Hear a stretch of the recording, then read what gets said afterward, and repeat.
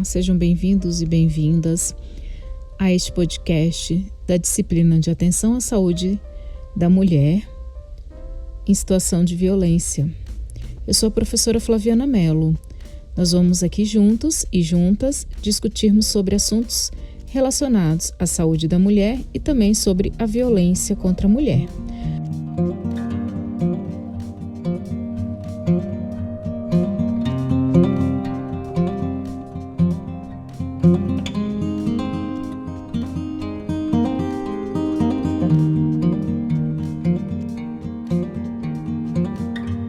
Vamos começar aqui então falando sobre políticas públicas de saúde da mulher. No Brasil, a saúde da mulher foi incorporada às políticas nacionais de saúde nas primeiras décadas do século XX, sendo limitada neste período às demandas relativas à gravidez e ao parto. Então, não se olhava para a mulher ainda na sua totalidade. Verificava-se apenas a mulher ainda como uma pessoa que simplesmente estava para gerir, para gerir uma criança e cuidar desta criança. Então, a partir dos anos de 1980, nós tivemos o Programa de Assistência Integral à Saúde da Mulher, o PAISME, mais precisamente no ano de 1983. Então, com o PAISME, a gente tem a assistência à mulher em clínica ginecológica, também associado ao pré-natal, o parto, o puerpério, o tratamento do climatério, planejamento familiar, as infecções sexualmente transmissíveis, que anteriormente era denominado de DSTs, o tratamento do câncer de colo de útero e mamas, além de outras necessidades identificadas a partir do perfil populacional das mulheres. No ano de 2003, no campo ainda falando das políticas públicas, nós tivemos a implantação da Secretaria Especial de Política para as Mulheres, a SPM, que tinha o status de ministério. No ano de 2004, nós tivemos a Política Nacional de Atenção Integral à Saúde da Mulher. E, no mesmo ano, a primeira Conferência Nacional de Política para as Mulheres, e que foi fruto da Conferência Nacional de Política para as Mulheres, foi o Plano Nacional para as Mulheres. E nesse Plano Nacional para as Mulheres, nós tivemos 4 linhas de atuação, que é a autonomia e igualdade no mundo do trabalho e cidadania, educação inclusiva e não sexista, saúde das mulheres, direitos sexuais e direitos reprodutivos e o enfrentamento à violência contra as mulheres. Então, o Plano Nacional de Política para as Mulheres, ele foi fruto dessa Conferência Nacional, trabalhando aí, pautando-se dentro desses 4 eixos, direcionando a todas as políticas públicas no Brasil. No ano de 2008, nós tivemos a segunda Conferência Nacional de Política para as Mulheres e uma atualização do Plano Nacional de Política para as Mulheres. Então, em 2003, nós tivemos a primeira Conferência Nacional de Políticas para as Mulheres e o primeiro Plano Nacional. Então, em 2008, segunda Conferência Nacional de Política para as Mulheres e uma atualização do Plano Nacional, segundo Plano Nacional de Política para as Mulheres. Em 2013, a terceira Conferência Nacional de Política para as Mulheres e o terceiro Plano Nacional de Política para as Mulheres.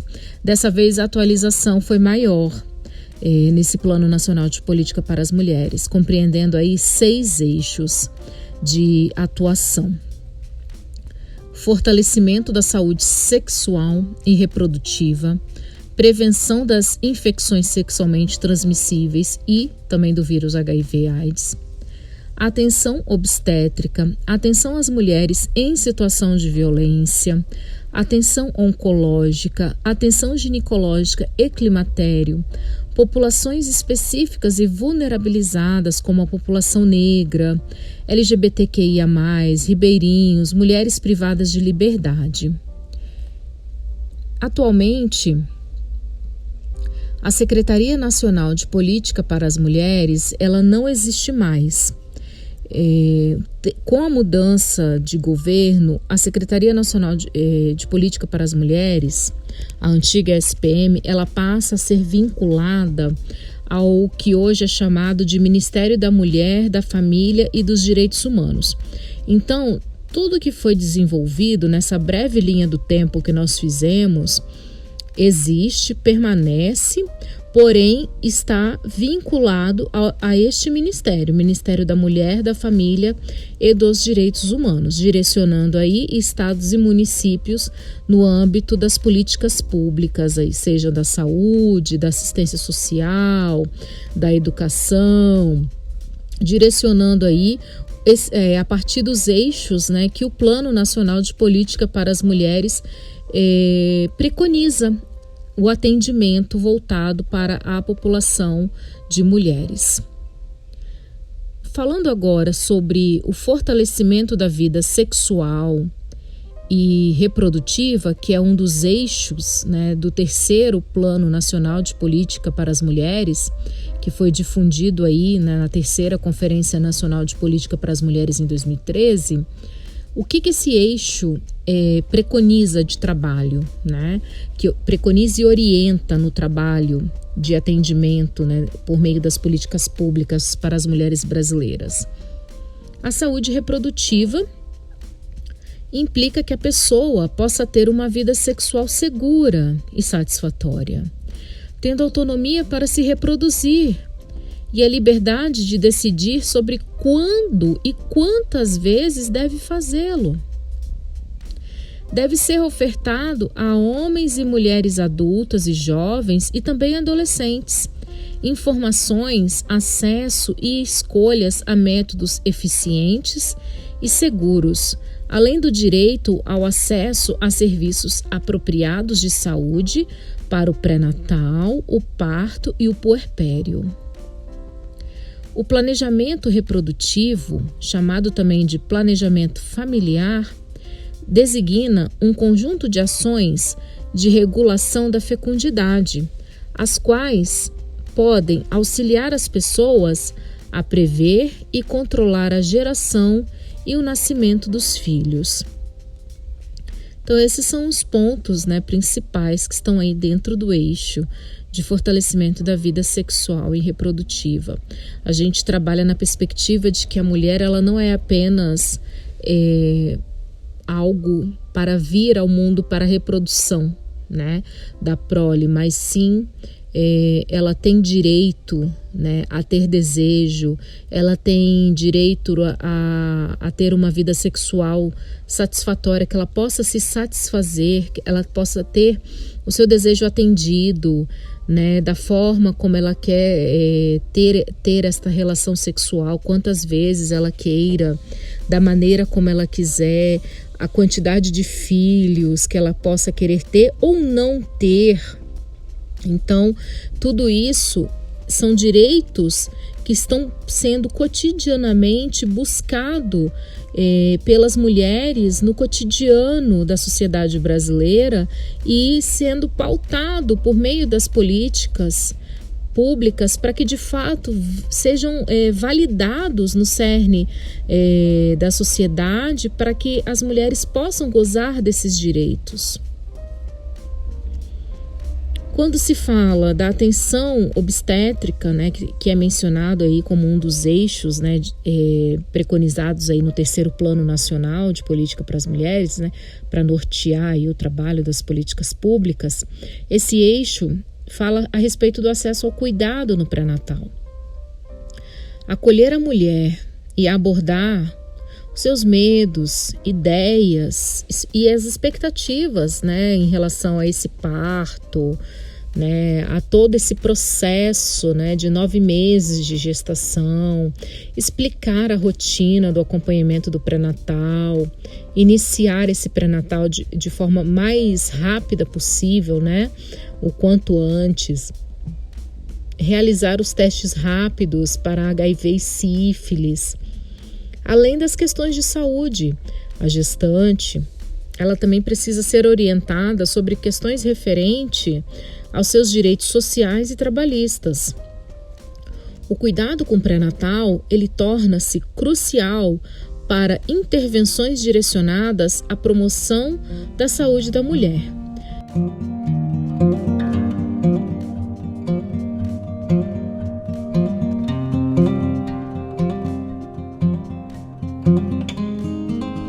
Vamos agora dar continuidade à discussão dos eixos do terceiro Plano Nacional de Política para as Mulheres, falando a respeito da atenção à mulher no puerpério.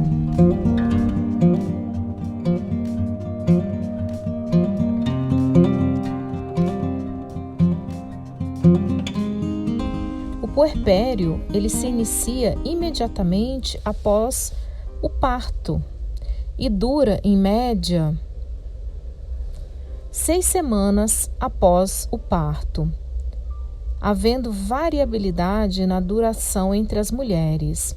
Às vezes tem mulheres até que ficam um pouco mais, né, nesse período de puerpério. Então depende muito aí de mulher para mulher. O pós-parto é um momento muito delicado para a mulher. Sentimentos de ambivalência como medo, frustração, ansiedade e até mesmo incapacidade, baixa autoestima podem surgir nesse momento. São frequentes os episódios de tristeza, de solidão, de angústia, que são ocasionados também pela mudança hormonal. Esse estado depressivo é conhecido como baby blues ou blues puerperal. Ocorre em média com 70% a 90% das mulheres e é um período transitório, mas é bem frequente na vida de muitas mulheres. Então é necessário ter todo um acompanhamento para que a mulher não venha a desenvolver um quadro extremamente depressivo e ter aí, né, situações complexas, tanto para ela mesma como até para o próprio bebê. O outro eixo, quando a gente está tratando aí do terceiro Plano Nacional, é a promoção do aleitamento materno. O que consiste esse eixo? Fala a respeito do que é recomendado em relação à amamentação, né? Que ela deve ser exclusiva nos 6 primeiros meses de vida. A partir dos 6 meses até os 2 anos de idade e deve ser complementada com alimentos sólidos e semissólidos. É fundamental que a mãe receba esclarecimentos sobre a produção do leite materno, a importância da amamentação e as mudanças no corpo e as dificuldades que ela pode enfrentar. É de extrema importância o apoio e a escuta da mulher que tem dificuldades para amamentar, sem julgamentos e ofertando momentos de cuidado para a superação das dificuldades que possam ser encontradas neste momento da amamentação. Existem fatores que podem levar ao desmame precoce, como, por exemplo, a introdução de águas, chás e outras formas de leites que também estão associados ao aumento da morbimortalidade infantil. Alguns utensílios oferecidos à criança podem trazer riscos para a continuidade da amamentação, como as chupetas e também as mamadeiras. Sobretudo, esses itens que nós estamos falando, né, tanto os líquidos quanto esses utensílios oferecidos à criança, eles são extremamente prejudiciais, principalmente nos 6 primeiros meses de vida, que aí acaba prejudicando a amamentação natural, saudável, tá, pessoal? Outras condições precisam ser observadas, por exemplo, o término da licença maternidade, que aí pode gerar insegurança na mãe quanto à continuidade da amamentação exclusiva. É importante que o profissional de saúde oriente a mulher sobre como manter a amamentação mesmo após o retorno ao trabalho, né? Fazer a ordenha, como separar esse leite ordenhado, né, armazená-lo adequadamente no próprio refrigerador da residência dessa mulher, como separar esse leite para poder oferecer à criança, seja na própria residência da criança ou se já está indo para a creche, né? Tudo isso um profissional da saúde pode estar orientando essa mãe para que ela possa estar orientando a família, os profissionais da creche que a criança possa estar, né, matriculada para poder estar administrando corretamente o leite materno para ofertar à criança. Falando sobre o eixo atenção oncológica, focamos aqui na prevenção ao câncer de mama nesse primeiro momento. O câncer de mama é o que mais acomete mulheres em todo o mundo, constituindo a maior causa-morte por câncer nos países em desenvolvimento. No Brasil, a estratégia preconizada para o rastreamento de câncer de mama é a mamografia, a cada 2 anos para as mulheres que já têm 50 anos e estão entre essa faixa etária que inicia-se com 50 anos até os 69 anos. Os fatores de risco: envelhecimento, menarca precoce, primeira gravidez após os 30 anos, história pregressa ou familiar de câncer de mama, o uso abusivo de álcool, de tabaco, entre outras questões que possam vir a prejudicar, né, o sistema físico, biológico da pessoa. Quando falamos do câncer do colo de útero, no Brasil, o câncer de colo de útero também é chamado de câncer cervical. É o 4º tipo de câncer mais comum entre as mulheres. Grande potencial de prevenção e cura quando ele é diagnosticado precocemente. Como a gente pode diagnosticar esse tipo de câncer de forma precoce? Através do exame citopatológico.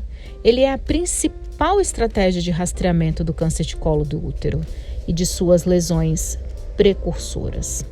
Ele deve ser feito nas mulheres a partir dos 25 anos de idade, sobretudo, né, nas mulheres que já iniciaram suas atividades sexuais. E os exames devem seguir até os 64 anos de idade. Geralmente a orientação é que seja feita a cada 1 ano, né? E quando tem alguma alteraçãozinha, os médicos recomendam, né? Os ginecologistas recomendam que seja feita a cada 6 meses.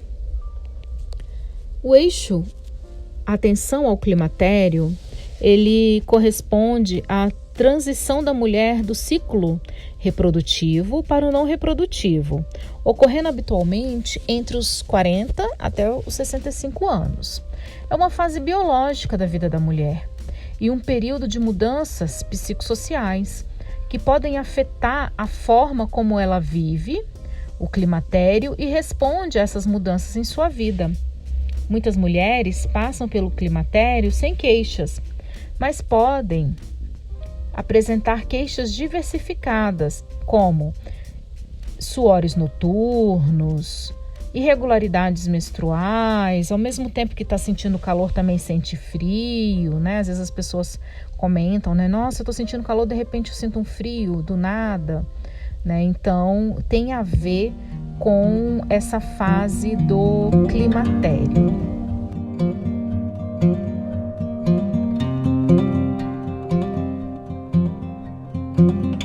Agora nós vamos falar um pouco sobre a atenção às mulheres em situação de violência, né? Que o plano nacional de política para as mulheres, ele também aborda, né? Ele enfatiza muito a importância, né, de todas as políticas públicas sociais se voltarem para uma atenção em relação às mulheres em situação de violência, né? Então, para a gente falar sobre essa atenção à mulher em situação de violência, a gente trabalha primeiro o que é essa violência.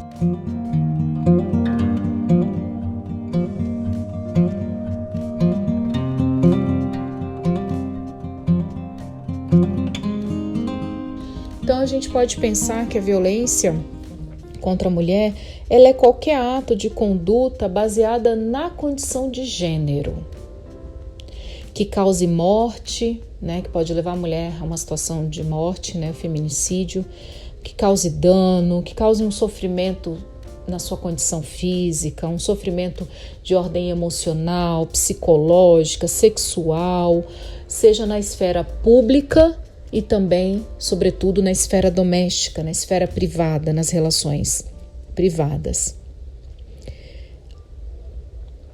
É uma questão de ordem de saúde pública também, a violência contra a mulher, por ser uma das principais causas de morbidade e também de mortalidade feminina. Os agravos, né? A violência e os agravos da violência contra a mulher, né? A causa de morbi e mortalidade contra a mulher, né? Os serviços de saúde, ele deve assegurar cada etapa do atendimento que for necessário. A violência contra a mulher, ela tem um nascedouro, que é o quê? As relações desiguais baseadas na condição dos papéis estabelecidos através do gênero masculino e atribuído ao que é o feminino. Então, desde criança, quando se atribui ao sexo feminino, o sexo biológico feminino, o que deve ser feminino, e aquilo que é do masculino, que deve ser feito pelo masculino, aí a gente já começa a perceber questões de ordem desiguais.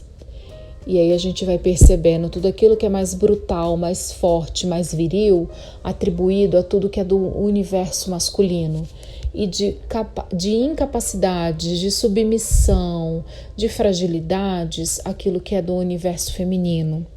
E com isso a gente acaba percebendo fortalecimento das desigualdades. E isso vai para o campo da política, isso vai para o campo da moral, isso vai para o campo das relações afetivas, que acaba gerando as situações de violência, desencadeia nas violências, né?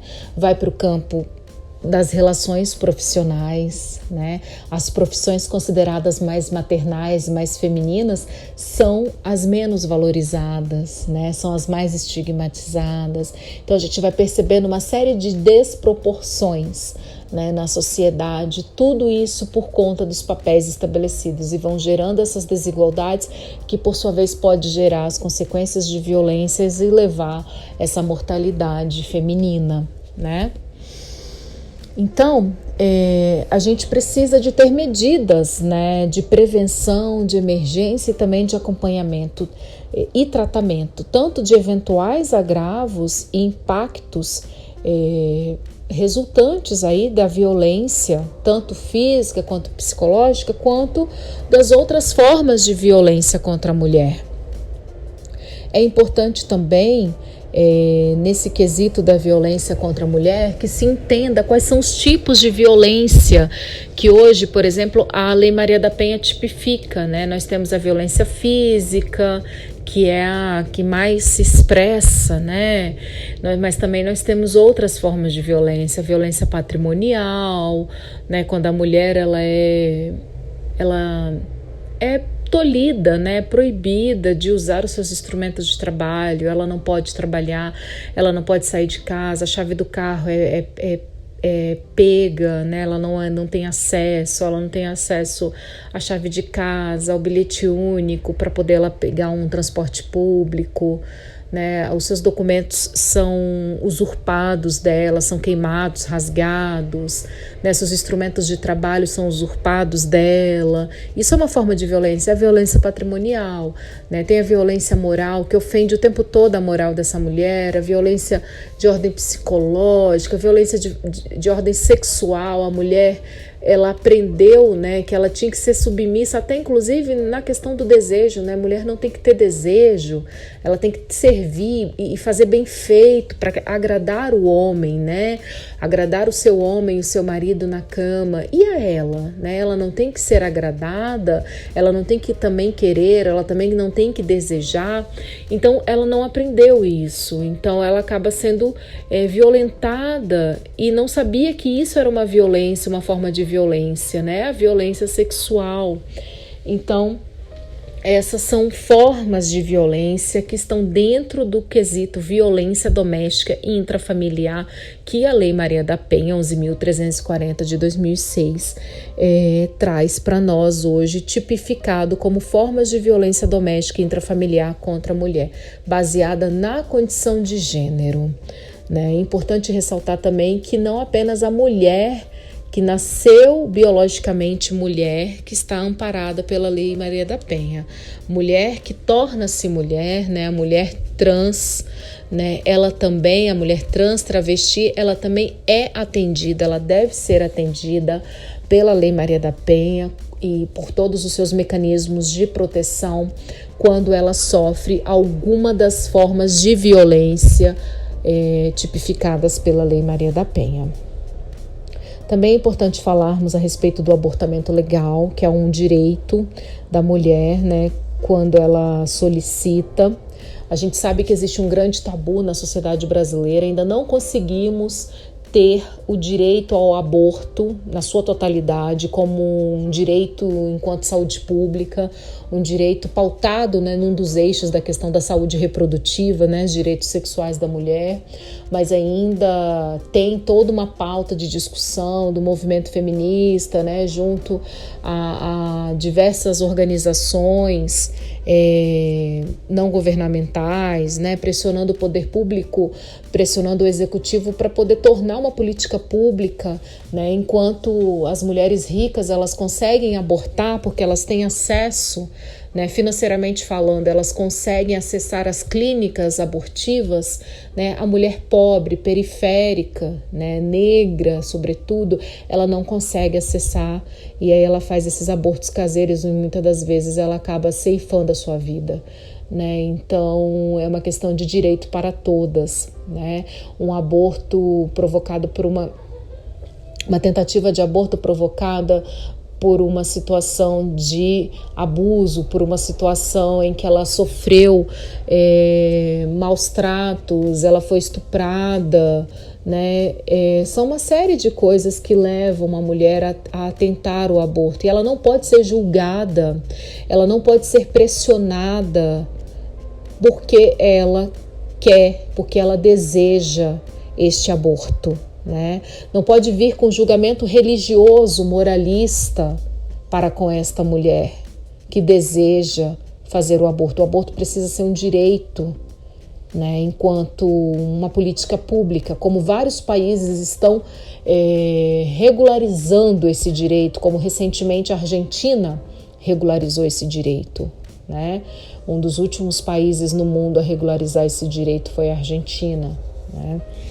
Então, o Brasil segue na luta pela regularização do aborto legal, o aborto em todos os sentidos, né? Hoje o aborto ele só é consentido ainda com muita dificuldade apenas nos casos de estupro, mas ainda assim tem todo um convencimento religioso para que essa mulher desista do aborto. Não é ofertado na sua totalidade esse direito à mulher.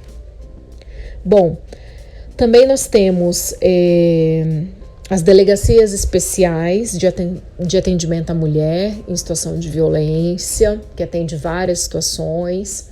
Essas delegacias elas foram criadas a partir da década de 80, vale colocar isso para vocês, mais precisamente no ano de 1985, aqui no estado de São Paulo.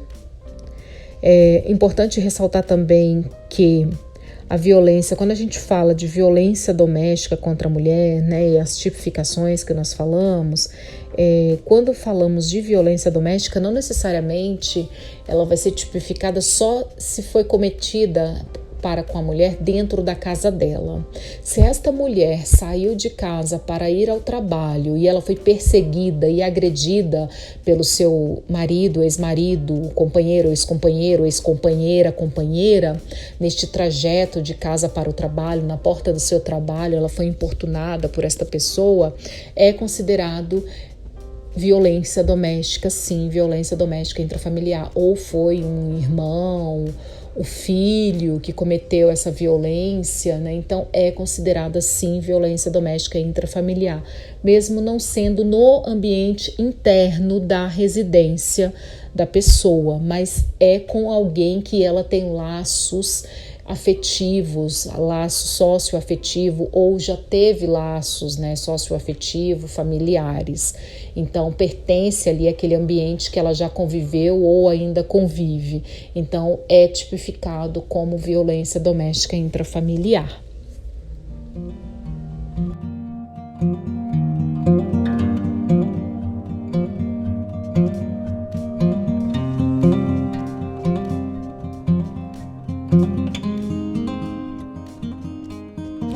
Quando nós falamos da mulher em situação de violência, que tipo de atendimento, né, que a gente pode falar a respeito, né, do que temos hoje, né, que possa ser ofertado a esta mulher, né, no âmbito da saúde, por exemplo? O acolhimento, né, é fundamental, né? Como acolher? Como acolher? Com a escuta, né? Acolher e escutar com empatia, né? Não julgar, não agir de forma preconceituosa, não rotular a mulher, não menosprezar a sua dor, a sua queixa, e também não vitimizá-la, né? Nem revitimizá-la ainda mais, né? Ajudá-la, auxiliá-la a refletir sobre o que é o ciclo da violência, né? Explicá-la passo a passo como se constitui esse ciclo da violência, desenvolver intervenções nos casos de violência, né, de forma interdisciplinar, né, envolvendo aí os profissionais de psicologia, de serviço social, né, de terapia ocupacional, enfermagem, medicina, quantos mais profissionais tiverem ali nesta equipe multiprofissional trabalhando de maneira interdisciplinar, né, trabalhando aí as várias disciplinas de maneira articulada, né? E também de forma intersetorial e interinstitucional, né? A saúde trabalhando intersetorialmente com a política, com os serviços e programas da política de assistência social, com a educação, com o trabalho, com renda, com a cultura, com os vários outros serviços e programas das várias outras políticas públicas sociais, né? Lembrando que o Plano Nacional de Política para as Mulheres preconiza isso, né? Lança os eixos que nós estamos aqui trabalhando, né? E orienta que a partir desses eixos todas as políticas, a partir das suas áreas, possam desenvolver ações, e essas ações não sejam isoladas, né? Cada qual na sua política, mas que essas políticas, através dos seus serviços e programas, possam trabalhar aí de forma articulada, né? Também trabalhar aí a importância, né, de buscar segurança para a mulher, e quando ela tem os filhos, abarcar a segurança para os filhos também, auxiliar as mulheres no sentido de ofertar proteção, né, uma rede de proteção, uma rede com aparato jurídico, policial, assistencial, orientar em tudo aquilo que as legislações brasileiras hoje têm de aparato legal, né? Nós temos as medidas de proteção que a própria Lei Maria da Penha apresenta. Quando nós temos aí situações imediatas que envolvem uma violência sexual, por exemplo, né? Fazer o registro de informações e encaminhá-la para a coleta, né, dos vestígios nesses casos, né, específicos de violência sexual, fazer o tratamento, né, das lesões físicas, genitais e extragenitais quando houver, o tratamento da prevenção contra a gravidez indesejada, se for o caso, né, do aborto legal, a profilaxia e o tratamento precoce contra as infecções sexualmente transmissíveis e o HIV, e informações e orientações legais sobre todo e qualquer outro direito concernente à condição que ela esteja vivenciando nesse momento.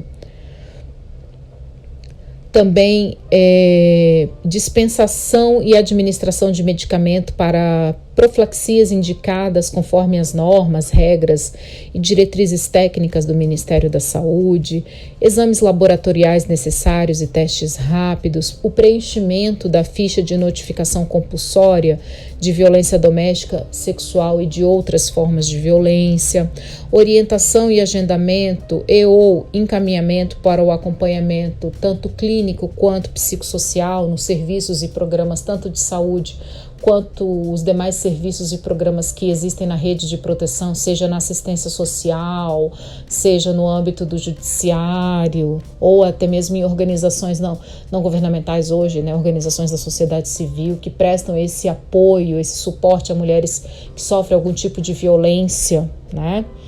Também orientação às pessoas em situação de violência ou aos seus responsáveis a respeito de seus direitos e sobre a existência de outros serviços para o atendimento a pessoas em situação de violência sexual. Então, todos esses itens que nós mencionamos aqui são itens de medidas protetivas, né, a mulheres que sofreram violência sexual ou outras formas de violência agregadas aí. No âmbito da saúde da mulher, nós temos, na atenção básica, nós temos as unidades básicas de saúde que prestam atendimento à mulher, a condição da mulher, né? Temos a própria estratégia de saúde da família, os núcleos de apoio à saúde da mulher, que são os NASF, os consultórios na rua para as mulheres que vivem em situação de rua e os núcleos de prevenção à violência, né? Quando a gente fala dos serviços de média e alta complexidade, nós temos os serviços de atenção especializada no âmbito, né, da média e alta complexidade do SUS, nós temos os hospitais de urgência e emergência, as unidades de pronto atendimento, que são 24 horas, as UPAs, né, os CAPs, AD, CAPS, CAPSI, os centros de testagem e aconselhamentos.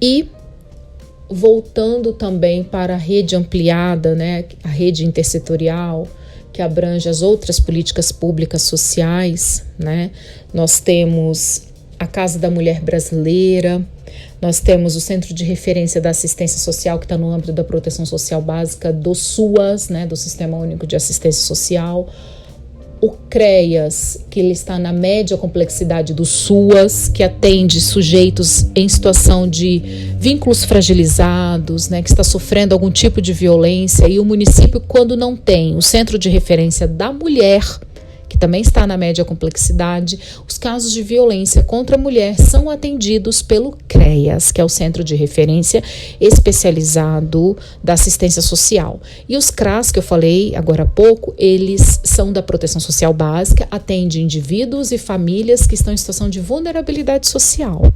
Então, é para proteção dos vínculos, fortalecimento dos vínculos. Nós temos as casas de acolhimento provisório e as casas-abrigo também sigilosas, que estão no âmbito da proteção social especial de alta complexidade, da política de assistência social. Nós temos as delegacias especializadas de atendimento à mulher, que aí já está no âmbito da polícia, né, civil, já não está no âmbito da política de assistência social, as delegacias de um modo geral. Nós temos ainda aí no âmbito das polícias, né, os institutos médico-legal, que faz o corpo de delito. Nós temos no âmbito, hoje atualmente denominado de Ministério da Família, né, dos Direitos Humanos e da Mulher, o Disque 100, que é o Disque Denúncia para casos de violência contra o idoso, contra a população LGBTQIA+, contra criança e adolescente, né? Vários casos de violências, as variadas formas de violência contra essa população. E o Disque 180, que é o Disque específico, Disque Denúncia específico para os casos de violência contra a mulher, as várias formas de violência contra a mulher. É uma central que fica também em Brasília, hoje articulada, né, a este Ministério da Família, dos Direitos Humanos e da Mulher, que anteriormente era ligado à antiga SPM, Secretaria de Política para as Mulheres. Então, nós temos também no âmbito do sistema judiciário, nós temos os juizados especializados de violência doméstica e familiar, no Ministério Público as promotorias especializadas, né, da questão da violência contra a mulher, núcleos especializados de atendimento à violência contra a mulher nas defensorias públicas, né, e organizações, né, não governamentais que se voltam aí ao atendimento à questão de gênero, né, a defesa dos direitos feministas, direitos sexualmente reprodutivos, né, os direitos às mulheres em situação de violência.